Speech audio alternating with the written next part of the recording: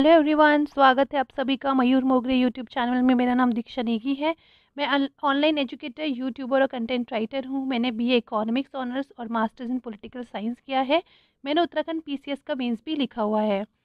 Video की शुरुआत करने से पहले मैं आपको एमएम एकेडमी ऐप के बारे में बताना चाहती हूँ। इस ऐप में आपको UPSC and other government comparative exam से रिलेटेड ऑलमोस्ट सारे ही कोर्सेज देखने को मिलेंगे। जैसे कि अभी हमारे यहाँ पे काफ़ी सारे कोर्सेज कंप्लीट हो चुके हैं। Modern history, ancient history, geography, Indian polity, ethics, हमारे कोर्सेज कंप्लीट हो चुके हैं। साथ ही साथ इन नियर फ्यूचर आपको और भी सारे कोर्सेज देखने को मिलेंगे, like related to environment, current affairs. इस ऐप की सबसे खास बात यह है कि आप यहाँ पे वीडियो लेक्चर्स देखने के साथ साथ मटेरियल भी पीडीएफ फॉर्म में डाउनलोड कर सकते हैं। इसमें जो आपको कंटेंट मिलेगा, जो मटेरियल होगा, वो हाईएस्ट क्वालिटी का कंटेंट होगा। सबसे अच्छी बात यह है कि एक ऐप आप डाउनलोड करेंगे और इसी ऐप में आपको सारा ही मटेरियल एक स्टॉप में मिल जाएगा, तो आपको इधर उधर भटकने की ज़रूरत नहीं है। तो ये ऐप को आज ही डाउनलोड करिए और अपने एक्सपीरियंस ज़रूर शेयर करिएगा और आगे भी लोगों को फॉरवर्ड करिए। चैप्टर 2 हम पढ़ेंगे, क्लास 10th की एनसीईआरटी कर रहे थे, कंटिन्यू करेंगे। चैप्टर 2 हम पढ़ेंगे फेडरलिज्म की, फेडरलिज्म क्या होता है और डिटेल में इसकी बहुत सारे फीचर्स हम यहाँ पे देखेंगे। सबसे पहला क्वेश्चन है, व्हाट इज फेडरलिज्म। तो फेडरलिज्म बेसिकली क्या है? It is a system of government. Government का एक सिस्टम है जिसमें क्या होता है, जो पावर होती है, पावर को डिवाइड कर दिया जाता है। So it is a system of government in which power is divided between, किस में डिवाइड करी जाती है? Central authority and various constituents units of the country. यानी कि एक हमारी सेंट्रल अथॉरिटी होती है और छोटी छोटी यूनिट्स होती हैं, ठीक है, या स्टेट लेवल पे आप बोल सकते हैं। तो इनके बीच में जब पावर को डिवाइड किया जाता है तो इसको हम बोलते हैं फेडरलिज्म। अब देखिए, ये जो ये जैसे सेंट्रल अथॉरिटी है, हम आप यहाँ पे इसको क्या बोलते हैं? सेंट्रल गवर्नमेंट बोलते हैं, फेडरल गवर्नमेंट बोलते हैं। तो यहाँ पे एंड वेरियस कॉन्स्टिट्यूएंट यूनिट्स बोला गया है, तो इसको हम अलग अलग कंट्री में अलग अलग नाम दे देते हैं। इंडिया में हम बोलते हैं स्टेट गवर्नमेंट। तो बेसिकली इंडिया में फेडरलिज्म किस वे में बना गया है? सो इंडिया में फेडरलिज्म है, एक स्टेट गवर्नमेंट है at the state level, and national level पे हमारी central authority, that is a federal government. So this is how we are following federalism model.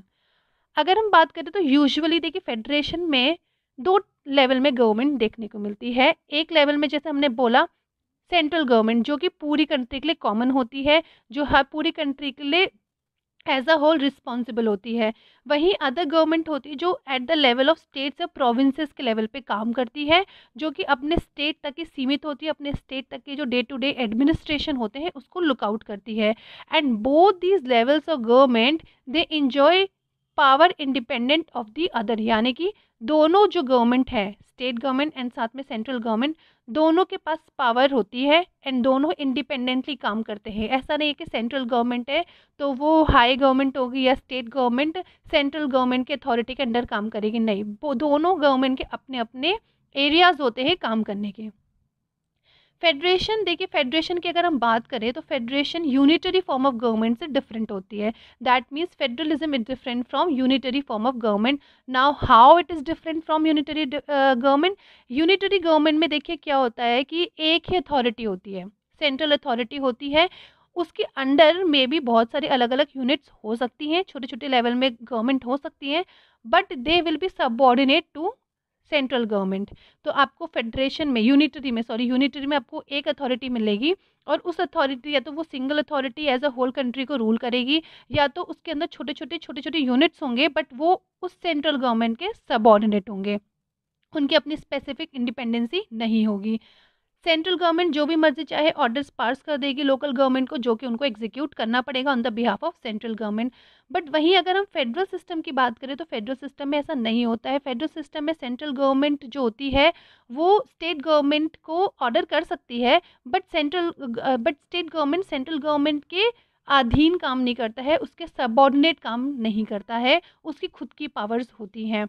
So state government has power of its own and is not answerable to the state government. इस तरह से हमारे federal system में काम होता है।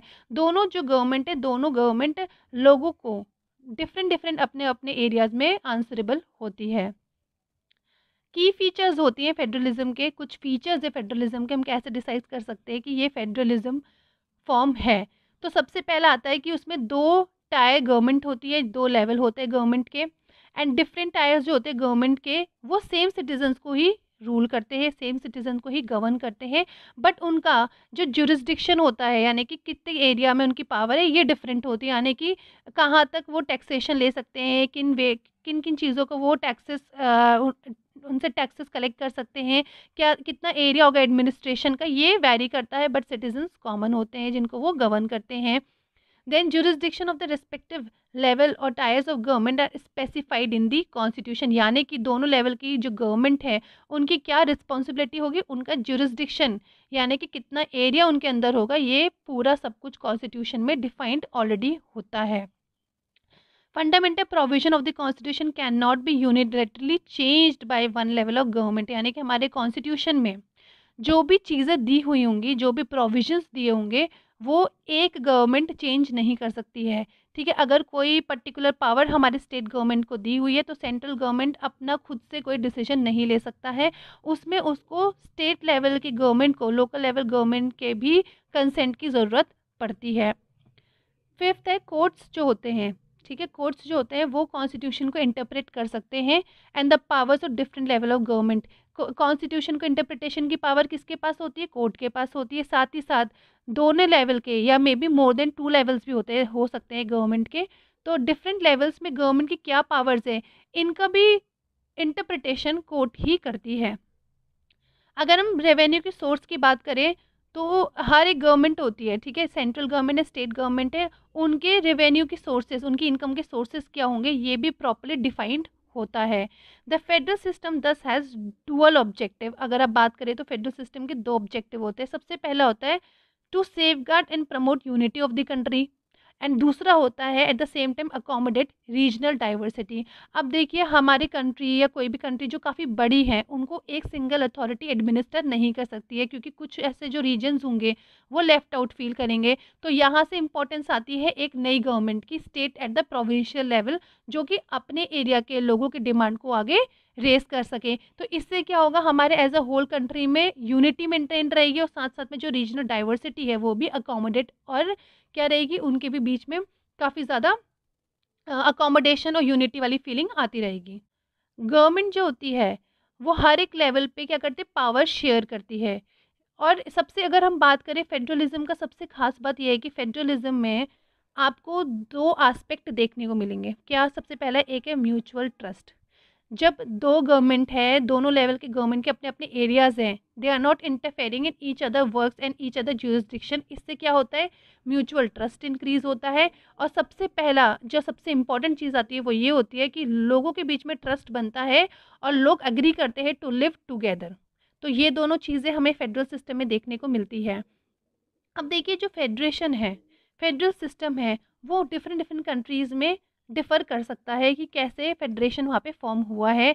वो उनके मोस्टली हिस्टोरिकल कंटेक्स्ट में डिपेंड करता है कि क्या उनकी हिस्ट्री रही है एंड कैसे वो हिस्ट्री से बाहर बन के किस तरह से वहाँ का फेडरेशन फॉर्म होता है। तो बेसिकली 2 टाइप के फेडरेशंस होते हैं, एक होता है कमिंग टुगेदर फेडरेशन, एक होता है होल्डिंग टुगेदर फेडरेशन। अब ये दोनों में डिफरेंस क्या है ये हम पढ़ते हैं। तो देखिए सबसे पहला आता है, हम बात करेंगे कमिंग टुगेदर फेडरेशन। तो यहाँ पे एग्जांपल हम यूएसए की लेंगे, स्विट्जरलैंड, ऑस्ट्रेलिया में आपको कमिंग टुगेदर फेडरेशन देखने को मिलता है। तो जब इंडिपेंडेंट स्टेट्स होते हैं, जो अलग अलग इंडिपेंडेंट स्टेट्स हैं वो मिलकर, साथ में मिलकर एक बड़ी यूनिट, एक बड़े लेवल में फेडरेशन की शुरुआत करते हैं by trusting each other, by forming an agreement, या where they decide to share a common identity. तो हम बोलते हैं कि they all independent states have come together, ये सारे इंडिपेंडेंट स्टेट्स एक साथ मिलके एक बड़ी यूनिट का बड़ी यूनिट का फॉर्मेशन कर रहे हैं, सो दैट उनकी सॉवरेनिटी, उनकी इंटेग्रिटी मेंटेन रहे, ठीक है, वो एक कॉमन आइडेंटिटी शेयर करे। तो वहाँ पे हम बोलते हैं coming together form of federation. Coming together form of federation में बेसिकली जो पावर होती हैं वो हर एक स्टेट्स की जो मिलके बने हैं, जिन्होंने सपोज जैसे यूएसए 50 स्टेट्स है, 50 स्टेट्स ने मिलके क्या बनाया है, यूनाइटेड स्टेट्स ऑफ अमेरिका। इसीलिए हम यूज़ करते हैं यूनाइटेड स्टेट्स, यानी कि बहुत सारे स्टेट्स हैं जिनकी यूनिटी से एक बिगर कंट्री फॉर्म हुई है, दैट इज़ यूएसए। तो बेसिकली यूएसए में 50 स्टेट्स हैं, उन सबकी जो पावर होती है वो क्या होती है, वो इक्वल है, उसमें कोई भी एक स्टेट दूसरे स्टेट से ज़्यादा पावरफुल नहीं है। वैसे ही सेकंड टाइप का होता है होल्डिंग टुगेदर फेडरेशन। यहाँ पे एग्जांपल ऐसे थे इंडिया की। अब देखिए होल्डिंग टुगेदर फेडरेशन में क्या होता है कि हमारी छोटी छोटी छोटी छोटी यूनिट्स होती हैं, ये सब से मिलके, ठीक है, हमारे देखिए एक बड़ा पार्ट होता है, उसके अंदर छोटे छोटे छोटे हम एरिया को डिवाइड कर देते हैं। जैसे हमने इंडिया इंडिया एक बहुत बड़ी कंट्री है, तो हमने इंडिया का प्रॉपर एडमिनिस्ट्रेशन हो, इस वजह से इंडिया को छोटे छोटे छोटे छोटे भागों में डिवाइड कर दिया, छोटे छोटे एरियाज में डिवाइड कर दिया, सो दैट हम अपनी कंट्री का एडमिनिस्ट्रेशन ज़्यादा अच्छे से कर पाएँ, सो दैट हमारे यहाँ पे जितनी भी डाइवर्सिटी है हम उनको उन डाइवर्सिटी के बीच में यूनिटी मेंटेन कर पाएँ, उसको प्रमोट कर पाएँ एट द सेम टाइम। तो इस वजह से हमारा क्या हो गया, हमारा है होल्डिंग टुगेदर। हमारे पे अलग अलग स्टेट्स एक साथ आके उन्होंने बड़ा यूनिट नहीं फॉर्म किया है, हमारे बड़े यूनिट को हमने छोटे छोटे यूनिट्स में डिवाइड कर दिया गया है। अब होल्डिंग टुगेदर वाली कैटेगरी में जो सेंट्रल गवर्नमेंट होती है, mostly central government has more power, इसीलिए कहीं ना कहीं वो ज़्यादा पावरफुल होती है, उसके पास ज़्यादा पावर्स होती हैं अपने डिसीजंस लेने की। और कभी हमें देखने को मिलेगा कि कुछ कुछ स्टेट्स बहुत ज़्यादा लेफ्ट आउट फील करते हैं, बहुत ज़्यादा पीछे होते हैं, बहुत बैकवर्ड होते हैं। इस वजह से कभी कभी ऐसे स्टेट्स को स्पेशल पावर्स देखने को मिलती है। तो यहाँ पे हमने डिफरेंस देखा कि देखिए होल्डिंग कमिंग टुगेदर में सारे स्टेट्स इक्वल होते हैं, लेकिन होल्डिंग टुगेदर में कुछ स्टेट्स को हम स्पेशल कैटेगरी में डाल देते हैं। What makes India as a federal country, तो इंडिया को हम क्यों फेडरल कंट्री बोलेंगे, क्योंकि देखिए सेंट्रल लेवल में इंडियन गवर्नमेंट है, that is a central government. Then we have the state government at the provincial level, then at the local level we have local self government. तो हमारा तीन structure है, तीन टायर है। तो हमारे कॉन्स्टिट्यूशन ने बेसिकली इंडिया को क्या बोला है, हमारा कॉन्स्टिट्यूशन लैंग्वेज यूज़ करता है that India is a union of states. ठीक है, हमारे पे वर्ड फेडरेशन, ऑल्दो हम फेडरल फॉर्म ऑफ गवर्नमेंट हैं, हम फेडरेशन फॉर्म करते हैं, बट देन हमने फेडरेशन वर्ड यूज़ नहीं किया है, हमने यूज़ किया फेडरेशन की जगह यूनियन। बिकॉज हम लोग होल्ड कर रहे हैं, हम सारे स्टेट्स को होल्ड करके एक बिगर कंट्री बनाई है। तो हमने सोचा कि हमारे यहाँ पे ज़्यादा यूनिटी मेंटेन रहे, तो वी हैव यूज्ड, हमें लगा कि हमारे जो वर्ड है फेडरेशन वो ज़्यादा सूटेबल नहीं है, तो हमने वर्ड क्या यूज़ किया, यूनियन। तो हम लोग बेसिकली क्या है, हम लोग डिफरेंट डिफरेंट स्टेट्स का मिलकर एक बिगर यूनियन है, so we are a union of states. तो देखिए जैसे ये है कि हमने वर्ड फेडरेशन यूज़ नहीं किया है, instead we have used the word Indian union, but we are following all the principles of federalism. हमारे पे तीन टायर सिस्टम ही हमने पढ़ लिया, और तीनों की अपनी इक्वल इक्वल ज्यूरिसडिक्शन है, सेपरेट ज्यूरिसडिक्शन है, जो कि कॉन्स्टिट्यूशन में स्पेसिफिकली मेंशन की गई हैं। देखिए यूनियन लिस्ट है जिसमें केवल यूनियन सेंट्रल गवर्नमेंट अपने डिसीजंस ले सकती है, जैसे डिफेंस है, फॉरेन अफेयर्स है, बैंकिंग है, कम्युनिकेशंस है, करेंसी है। तो इन सबको हमने यूनियन लिस्ट में इसलिए डाला क्योंकि इनके लिए एक यूनिफॉर्म पॉलिसी होने की ज़रूरत थी पूरे कंट्री में, इनके लिए केवल एक पॉलिसी होगी। अगर आप इमेजिन करिए डिफेंस से रिलेटेड हर एक कंट्री में, हर एक स्टेट्स में अलग अलग पॉलिसी हो गई, या करेंसी से रिलेटेड हर एक स्टेट्स में अलग अलग करेंसी चल रही हैं, तो फिर क्या होगा, वो चीज़ें काम नहीं कर पाएंगे, एडमिनिस्ट्रेशन में प्रॉब्लम आएगी। इसलिए कुछ ऐसे सेक्टर्स होते हैं जहाँ पे हमें यूनिफॉर्म पॉलिसी चाहिए होती है। सेकेंड है स्टेट लिस्ट, जिसमें स्टेट और साथ में सेंट्रल गवर्नमेंट भी क्या कर सकते हैं, कुछ लॉज बना सकते हैं, जैसे आ गया पुलिस आ गया, ट्रेड आ गया, कॉमर्स, एग्रीकल्चर, इरिगेशन। अब देखिए सॉरी, जो स्टेट लिस्ट में ये जो सब्जेक्ट्स हैं, इसमें केवल स्टेट गवर्नमेंट लॉज बना सकता है, बट अदर भी हमारे कुछ ऐसे एरियाज़ है, फॉर एग्जांपल स्टेट गवर्नमेंट के फॉरेस्ट एरियाज़ हैं, ट्रेड यूनियंस है, मैरिज है, एडॉप्शन है, सक्सेशन है, ये 4-5 एरियाज़ जो हैं जहाँ पे स्टेट गवर्नमेंट और यूनियन गवर्नमेंट दोनों ही लॉज फॉर्म कर सकते हैं। अब अगर कभी ऐसी बात आती है कि फॉर एग्जांपल एडॉप्शन या मैरिज से रिलेटेड स्टेट गवर्नमेंट ने भी अपना लॉ बनाया है और यूनियन गवर्नमेंट ने भी अपना लॉ बनाया है, लेकिन दोनों का जो लॉज हैं वो कॉन्ट्राडिक्ट करते हैं, वो आपस में मैच नहीं करते हैं, तो इस वजह से प्रॉब्लम आएगी। तो फिर कॉन्फ्लिक्ट जब दोनों के लॉज में होता है तो कौन सा लॉ प्रिवेल करता है, यानी कि कौन सा लॉ माना जाता है, तो जो यूनियन गवर्नमेंट का बनाया हुआ एक्ट होता है वो हमेशा प्रिवेल करता है। देन तीसरे टाइप के सब्जेक्ट्स होते हैं जिसको हम बोलते हैं रेसिडुअरी सब्जेक्ट्स, यानी कि कुछ ऐसे सब्जेक्ट जो कि ना यूनियन लिस्ट में मेंशन्ड है ना कि स्टेट लिस्ट में मेंशन्ड है, तो उनसे उनसे रिलेटेड कौन लॉ बनाता है, तो ऐसे सब्जेक्ट्स जो दोनों ही लिस्ट में मेंशन नहीं है उनसे रिलेटेड यूनियन गवर्नमेंट जो होती है वो ही केवल लॉ बना सकती है, और उनको हम रेसिडुअरी सब्जेक्ट्स में डालते हैं।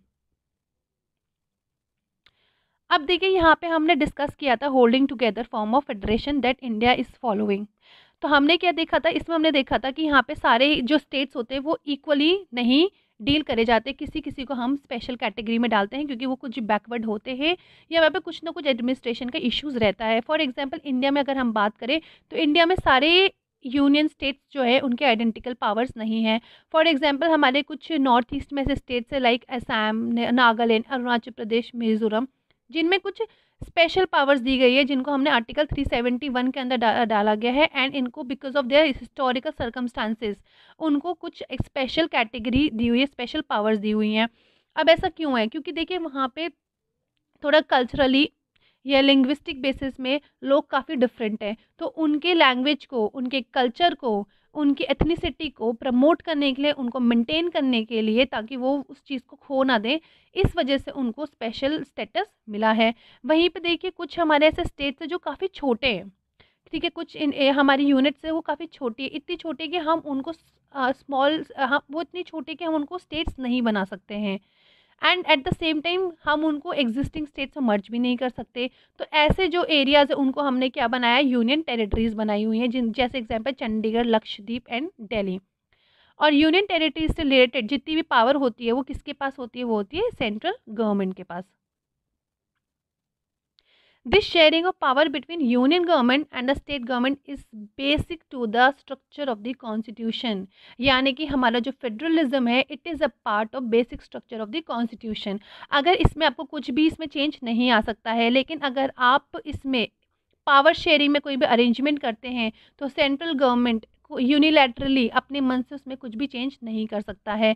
बोथ द हाउसेस, पार्लियामेंट के लोकसभा एंड राज्यसभा दोनों हाउसेस में अगर कुछ भी चेंज करना है तो बाकायदा वहाँ पे उस चीज़ का लेकर डिस्कशन होगा एंड बिल पास करा जाएगा विद स्पेशल मेजॉरिटी। एंड वहाँ से अगर दोनों हाउसेज स्पेशल मेजॉरिटी में कोई बिल पास होता है that is going to change this arrangement, तो वो स्पेशल मेजॉरिटी के बाद वो जो बिल होगा वो क्या जाएगा, वो स्टेट्स के पास जाएगा। और जो स्टेट्स हैं, हाफ ऑफ द स्टेट्स अगर अपने रेटिफिकेशन देंगे तभी उन चीज़ों में कोई चेंज आ सकता है। अगर हम बात करें कि पावर शेयरिंग से रिलेटेड कभी भी डिस्प्यूट्स अराइज होता है सेंटर और स्टेट के बीच में, तो वो उसका हल कौन करता है? तो उसका हल करता है या तो हाई कोर्ट या तो सुप्रीम कोर्ट। अब फेडरलिज्म को प्रैक्टिस कैसे किया जाता है? तो देखिए हमारे कॉन्स्टिट्यूशन में हर एक प्रोविजंस लिखे गए हैं, सारी पावर्स लिखी गई हैं, but do you think is it enough? आपको लगता है कि कॉन्स्टिट्यूशन में अगर सारी चीज़ें दिख गई हैं, सारे प्रोविजंस लिखे गए हैं, तो इसकी वजह से फेडरलिज्म काफ़ी सक्सेसफुल है? या इंडिया में क्या कॉन्स्टिट्यूशन की वजह से फेडरलिज्म सक्सेसफुल हुआ है? हाँ ऐसा है, बट वो सफिशेंट नहीं है। कॉन्स्टिट्यूशन प्रोविजंस सफिशेंट नहीं होते हैं फेडरलिज्म को प्रमोट करने के लिए। अदर फैक्टर भी होते हैं, जैसे अगर हम इंडिया की बात करें तो इंडिया में फेडरल एक्सपेरिमेंट इतना ज़्यादा सक्सेसफुल इसलिए हुआ है बिकॉज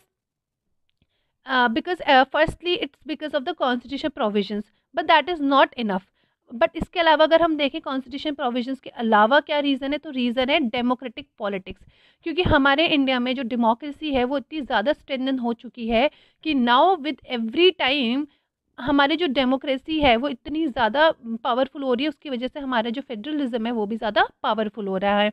लेकिन एक पहले से ऐसा नहीं था, शुरुआत में ऐसा नहीं था।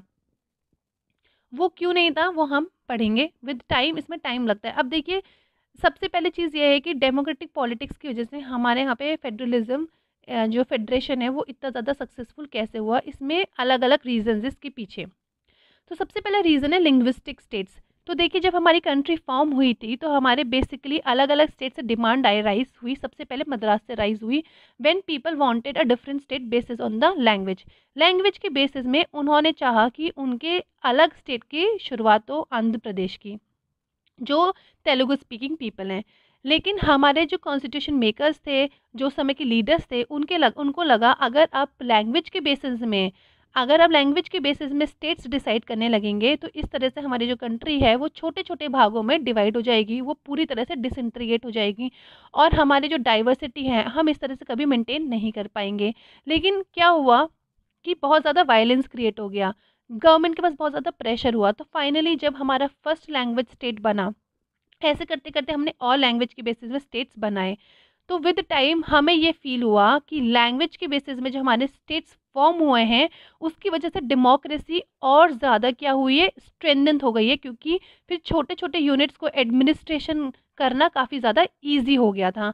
अब कुछ स्टेट्स हमारे ऐसे थे जो लैंग्वेज नहीं अदर बेसिस में भी बने, basis on the culture and ethnicity और जोग्राफी के बेसिस में हमारे कुछ स्टेट्स बने, जैसे states like Nagaland, states like Uttarakhand, states like Jharkhand. ये कुछ स्टेट्स जो लैंग्वेज नहीं बट कल्चर के बेसिस में बने। Second, language policy. अब देखिए हमारे इंडियन कॉन्स्टिट्यूशन में किसी भी लैंग्वेज को नेशनल लैंग्वेज घोषित नहीं किया, क्योंकि इंडिया में बोली ही इतनी सारी लैंग्वेज जाती हैं। हमारे यहाँ पे ऑफिशियल लैंग्वेज बनाई गई हिंदी को, और स्टार्टिंग में बनाई गई इंग्लिश को भी, बट इंग्लिश 1965 तक ही चलने वाली थी। 1965 के बाद वो डिसकंटिन्यू होने वाली थी। अगर अदर देन हम ये दोनों लैंग्वेज की बात करें तो हमारे यहाँ पे 21 अदर लैंग्वेजेस हैं जिसको शेड्यूल लैंग्वेज में डाला गया है इन द इंडियन कॉन्स्टिट्यूशन। अगर हम हिंदी की बात करें, आप सोचिए हिंदी को अगर हम, कुछ लोग बोलते हैं नेशनल लैंग्वेज बोलनी ही चाहिए या केवल हिंदी ही हमारी क्या ऑफिशियल लैंग्वेज होनी चाहिए, तो आप देख सकते हैं इंडिया में केवल 40% लोग ऐसे हैं जो हिंदी में बात करते हैं। 60% लोग अदर लैंग्वेज अपनी मदर टंग फॉलो करते हैं। तो बेसिकली 1965 में जब इंग्लिश डिसकंटिन्यू होने लगी तो काफ़ी ज़्यादा क्या होने लगा, जो डिफरेंट डिफरेंट स्टेट्स है, बेसिकली सबसे important Tamil Nadu and other southern states, अब वहाँ पे हिंदी तो नहीं बोली जाती है, तो वहाँ से प्रॉब्लम होनी शुरू हो गई, वहाँ पे वायलेंस होने लगा कि उन्होंने बोला कि नहीं इंग्लिश को अब कंटिन्यू रखो, क्योंकि हिंदी हमारी ऑफिशियल लैंग्वेज हम कर देंगे केवल तो हमारे लिए एग्जीक्यूशन में प्रॉब्लम आ जाएगी हमारे ऑफिशियल वर्क में। तो हम चाहते हैं इंग्लिश भी कंटिन्यू रहे। तो इस वजह से इंग्लिश को भी हमारे गवर्नमेंट ने, सेंट्रल गवर्नमेंट ने डिसाइड किया कि हम इंग्लिश को भी कंटिन्यू करेंगे as for using our official purposes. तो बेसिकली अभी हम अपने ऑफिशियल पर्पस के लिए इंग्लिश एंड हिंदी दोनों का यूज़ करते हैं, तो ये भी काफ़ी सक्सेसफुल रहा। थर्ड है सेंटर स्टेट रिलेशंस। अगर आप पहले इमेजिन करिए, अगर बस एक ही लैंग्वेज होती, पूरी कंट्री उससे रूल हो रही होती, तो कहीं ना कहीं क्या था, डिफरेंसेस क्रिएट हो जाते, फेडरेशन ज़्यादा स्ट्रॉन्ग नहीं हो पाता। Federation in the sense federal relation. Third है सेंटर स्टेट रिलेशंस। तो सेंट्रल एंड स्टेट रिलेशन जो है, it is one more way in which federalism has been strengthen in practice. अगर हमारे जो सेंटर है उसको ज़्यादा स्ट्रॉन्ग कर दो, उसको सारी पावर दे दो, स्टेट को उसका सबऑर्डिनेट बना दो, तो वो तो क्या हो गया, वो तो हमारा फेडरलिज्म हुआ ही नहीं, वो तो यूनिटरी हो गया। लेकिन हमारी कंट्री में सेंटर एंड स्टेट दोनों ही रूल करते हैं। आप अगर देखेंगे तो एक टाइम था, स्टार्टिंग में टाइम था जब सबसे ज़्यादा पावर सेंटर के पास रहती थी। रीज़न बीइंग उस समय हमारा, अगर हम बोले, हम कह सकते हैं स्टार्टिंग में हमारा फेडरल सिस्टम थोड़ा सा वीक था। रीज़न बीइंग क्योंकि हमारी एक ही पार्टी थी जो ज़्यादा स्ट्रॉन्ग थी, कांग्रेस। वो सेंटर में भी रूल करती थी और वही मोस्टली सारे प्रोविंसेस से सारे स्टेट में रूल कर रही थी। तो काइंड ऑफ एक ही पार्टी, एक ही गवर्नमेंट पूरे इंडिया को रूल कर रही थी। लेकिन फिर क्या हुआ, एक टाइम आया, अगर हम वो टाइम देखें 1990 के बाद से हमारे पॉलिटिक्स में, इंडियन पॉलिटिक्स में एक चेंज आया। चेंज ये आया कि 1990 के बाद कोलिशन फॉर्म ऑफ गवर्नमेंट की शुरुआत होती है, जहाँ पे क्या हुआ, केवल एक गवर्नमेंट नहीं है, एक पॉलिटिकल पार्टी नहीं है। एक पार्टी कभी भी अपना मेजॉरिटी साबित ही नहीं कर पाई, तो क्या हुआ, 2-3 पार्टीज ने मिलकर क्या किया, अपनी गवर्नमेंट फॉर्म करे, जैसे यूपीए गवर्नमेंट या एनडीए गवर्नमेंट। तो जब कोलिशन गवर्नमेंट की फॉर्म होती है तो वहाँ पे एक नया फीचर देखने को मिलता है, या हमें एक नया नेचुरली गवर्नमेंट के अंदर एक फीलिंग जागी, एक नॉर्मली उनके पे, अब क्योंकि उन पे क्या हो गया, अब उनके लिए कंपलसरी हो गया कि दूसरों की भी फीलिंग्स को, दूसरे की पावर को आपको अकोमोडेट करना है। अगर केवल आप अपनी ही पार्टी का सोचते जाएंगे तो दूसरी पार्टी आपसे क्या कहेगी, अपनी बहुमत ले लेगी, आपसे साइड हट जाएगी, तो आपकी गवर्नमेंट फेल हो जाएगी। तो गवर्नमेंट पर हमेशा प्रेशर बना रहा कि दूसरों को भी अकोमोडेट करना है। तो इस तरह से सेंटर स्टेट्स रिलेशंस भी जो हैं वो काफ़ी ज़्यादा स्ट्रेंथन हुए। एंड काफ़ी ज़्यादा आप उस समय देखेंगे तो काफ़ी ज़्यादा सुप्रीम कोर्ट के ना नए नए जजमेंट्स आए। रीज़न बीइंग कि पहले क्या होता था, बिफोर कोalition गवर्नमेंट, बिफोर 1990 सेंटर पे जो गवर्नमेंट होती थी, वही गवर्नमेंट अगर कहीं स्टेट में दूसरी और पॉलिटिकल पार्टी रूल करती है तो वो वहाँ पे क्या करते थे, वहाँ पे प्रेसिडेंट रूल लगा के दोबारा से इलेक्शन करके अपनी ही बहुमत ला के अपनी गवर्नमेंट बना देती थी वो पॉलिटिकल पार्टी। तो ऐसे बैक टू बैक बहुत सारे स्टेट में क्या हुआ, प्रेसिडेंट रूल लगा, जिसकी वजह से सुप्रीम कोर्ट ने बैक टू बैक बहुत सारे जजमेंट्स दिए। एंड ये चीज़ों की थोड़ी बहुत चेंजेस आए पोस्ट 1990। इंडिया में देखेंगे आपको, इंडिया में डिसेंट्रलाइजेशन देखने को मिलेगा। रीज़न, इंडिया में 2 टायर सिस्टम के अलावा क्या चलता है, 3 टायर सिस्टम।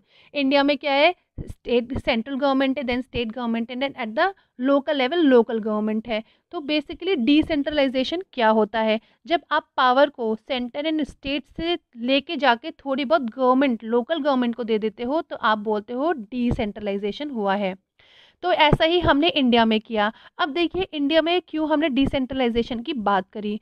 इंडिया में देखिए, इंडिया एक बहुत बड़ी कंट्री है, ठीक है। इंडिया में कुछ कुछ ऐसे स्टेट्स है, like if you see Maharashtra, Uttar Pradesh, वो यूरोप के कंट्री से भी बड़े बड़े हैं, और यहाँ पे पॉपुलेशन भी काफ़ी ज़्यादा है। अगर आप बस सेंटर या स्टेट गवर्नमेंट को देखें तो ऐसे काफ़ी ज़्यादा एरियाज़ थे जहाँ पे ज़्यादा डेवलपमेंट नहीं हो पा रहा था, जहाँ के लोगों की उम्मीद खरी नहीं उतर पा रही थी, लोग का इतना रिप्रेजेंटेशन नहीं हो पा रहा था।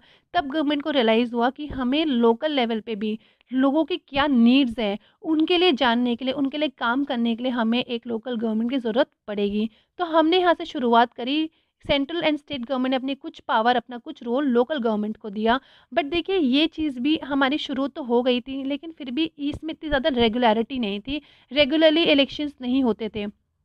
इस वजह से क्या हुआ, 1992 में एक बहुत बड़ा चेंज आया कॉन्स्टिट्यूशन में।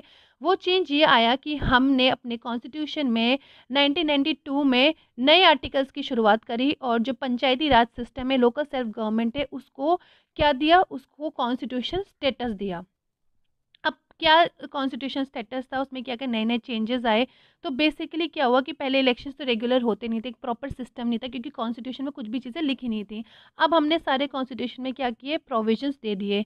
तो बेसिकली क्या हुआ, अब कॉन्स्टिट्यूशन ने मैंडेटरी कर दिया कि हर 5 साल में लोकल गवर्नमेंट बॉडीज़ में इलेक्शंस कराए जाएंगे।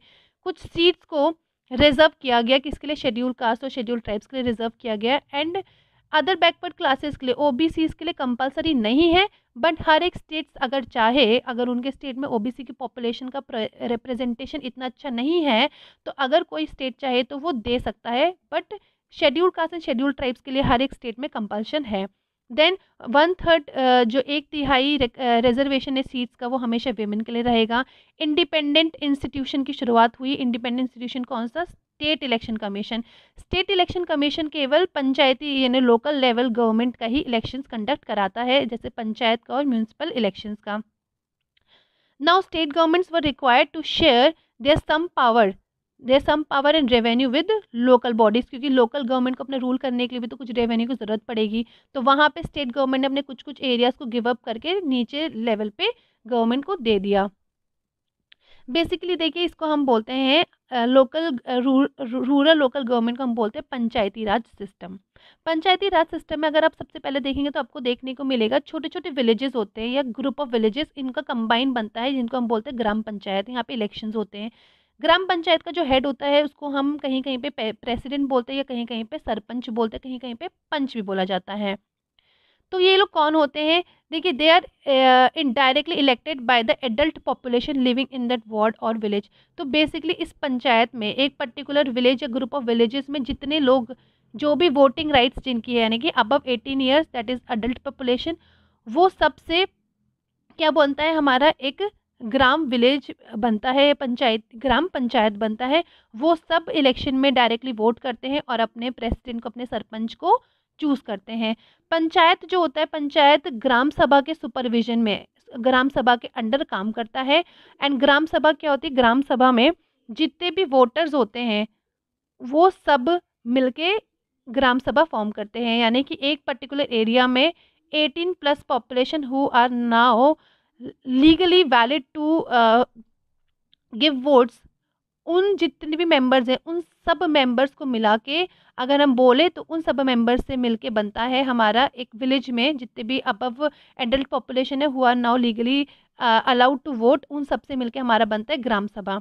अब ग्राम सभा की देखिए जो मीटिंग होती है, ग्राम सभा के लिए कंपल्शन है कि वो एटलीस्ट साल में 1 या 2 बार उनको मिलना पड़ेगा। और क्यों मिलना पड़ेगा, वो अपनी बजट वहाँ पे डिसाइड करते हैं। तो यहाँ से आपको पता चल गया कि जो ग्राम पंचायत होती है उनका भी अलग से एक बजट बाकायदा पास होता है, उस पर डिस्कशन होता है, एंड उसमें सारी चीज़ें रखी जाती हैं आगे से, और उनका भी अपनी सारे रेवेन्यूज़ अलग से सोर्सेज होते हैं, कहाँ से रेवेन्यू जनरेट होगी, कैसे उसका एक्सपेंडिचर करा जाएगा, किन किन एरियाज़ में किया जाएगा, वो इन मीटिंग्स में डिसाइड किया जाता है। अब देखिए सेकंड लेवल जो आता है वो आता है ब्लॉक लेवल में, जिसको हम बोलते हैं, पहला तो हमने पंचायत लेवल में पढ़ा जो कि विलेज लेवल पे होता है, सेकंड हमने पढ़ा ब्लॉक लेवल पे, ठीक है। सेकंड जो होता है वो ब्लॉक लेवल पे होता है, जिसको हम बोलते हैं पंचायत समिति, और इसका जो हेड होता है उसको हम बोलते हैं ब्लॉक प्रमुख। देन थर्ड जो होता है वो होता है जिला परिषद। जिला परिषद जो होता है वो डिस्ट्रिक्ट लेवल पे होता है। तो बेसिकली ये तीन हो गया। देखिए डिस्ट्रिक्ट लेवल के अंदर आगे ब्लॉक, ब्लॉक के अंदर आते हैं विलेजेस, तो ये पूरी एक चेन है। तो इन तीनों से हमारा फॉर्म क्या होता है, लोकल सेल्फ गवर्नमेंट, पंचायती राज। अब वैसे ही जैसे रूरल एरियाज में लोकल सेल्फ गवर्नमेंट होती है, वैसे ही अर्बन अर्बन एरियाज में भी लोकल सेल्फ गवर्नमेंट देखने को मिलती है। जो छोटे छोटे टाउन्स होते हैं वहाँ पे होती है म्यूनसिपैलिटीज़, और जो कि बड़े बड़े सिटीज़ होती हैं वहाँ पे आपको देखने को मिलेंगे म्यूनसिपल कॉरपोरेशन। इनके भी जो मेंबर्स होते हैं वो डायरेक्टली इलेक्टेड होते हैं। जैसे लोकल सेल्फ गवर्नमेंट में जो मेंबर्स होते हैं उनको डायरेक्टली इलेक्ट किया जाता है लोगों के थ्रू, वैसे ही म्यूनसिपल कॉरपोरेशन या म्यूनसिपैलिटी में भी जो रिप्रेजेंटेटिव्स होते हैं वो लोगों के द्वारा चुन के आते हैं। म्यूनसिपल कॉरपोरेशन का जो हेड होता है उसको बोलते हैं मेयर। अब देखिए मेयर का सिस्टम अलग है। कहीं कहीं स्टेट्स में मेयर के डायरेक्ट इलेक्शन होते हैं, जिसमें से एक एग्जांपल उत्तराखंड, एक है मध्य प्रदेश। वैसे ही कुछ कुछ स्टेट्स में इसका इनडायरेक्ट इलेक्शन किया जाता है, यानी कि जो डायरेक्ट इलेक्टेड मेंबर्स हैं, यानी कि ऐसे लोग जिनका चुनाव डायरेक्टली लोगों ने किया है, उनकी जो बॉडी होती है, यानी कि अगर 10 मेंबर्स हैं, 10 काउंसलर्स हैं, वो अपने में से एक इनडायरेक्ट वोट करके एक को चूज़ करते हैं जो कि उनका मेयर बनता है। तो किसी किसी स्टेट्स में इनडायरेक्ट इलेक्शन होते हैं मेयर की पोस्ट का, कहीं कहीं डायरेक्ट इलेक्शन होते हैं। अगर हम बात करें इंडिया में जो हमने लोकल सेल्फ गवर्नमेंट का एक्सपेरिमेंट किया है, ये सबसे बड़ा एक्सपेरिमेंट है anywhere seen in the world. अगर हम प्रेजेंटली बात करें तो हमारे पंचायत और म्यूनसिपैलिटी में टोटल इलेक्टेड रिप्रेजेंटेटिव की बात करें तो वो अप्रोक्सीमेटली कितने हैं, 36 लाख टोटल रिप्रेजेंटेटिव्स हैं। And this is, can you imagine, this is the bigger than the population of any countries. बहुत सारी कंट्रीज की तो इतनी पॉपुलेशन भी नहीं होती है।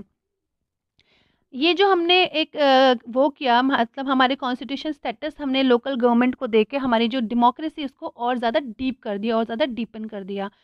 साथ ही साथ अगर हमारी डेमोक्रेसी इसके साथ डीप हुई है तो इसके साथ एक और बहुत बड़ी चीज़ हुई है, वो है विमेन का रिप्रेजेंटेशन काफ़ी ज़्यादा इंक्रीज़ हुआ है। हमारी डेमोक्रेसी में उनकी वॉइस काफ़ी ज़्यादा देखने को मिली है, क्योंकि इससे पहले पॉलिटिकली विमेन इतनी ज़्यादा एक्टिव नहीं रही है।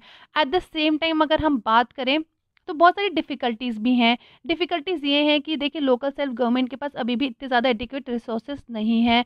बहुत सारी पावर पॉलिटिक्स होती है, पावर ट्रांसफ़र करने में भी बहुत सारी प्रॉब्लम्स हैं। बट ठीक है, हम इतने लेवल तक तो पहुंच गए हैं, विद टाइम हम लोग और ज़्यादा इवॉल्व करेंगे। So we are the still a long way from realising the ideal self of government. यहाँ पे चैप्टर खत्म होता है। कोई भी डाउट है किसी भी टॉपिक से रिलेटेड, कमेंट बॉक्स में आप कमेंट करके पूछ सकते हैं। वीडियो लाइक करो तो वीडियो आपको अच्छा लगा होगा तो वीडियो को लाइक करिए। MM Academy ऐप डाउनलोड करिए। Thank you everyone and all the very best.